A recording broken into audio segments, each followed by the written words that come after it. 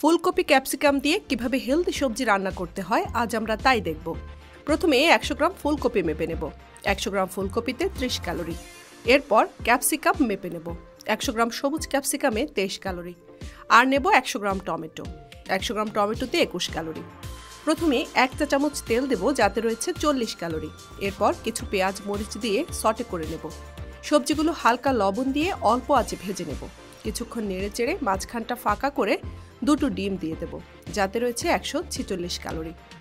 এখানে একটা কথা, ডায়েটের রান্নাগুলোতে অল্প তেল ইউজ হয় বলে তোমরা চেষ্টা করবে ভালো মানের ননস্টিক প্যানে রান্না করতে, তাহলে পুড়ে যাওয়ার সম্ভাবনা কম থাকবে।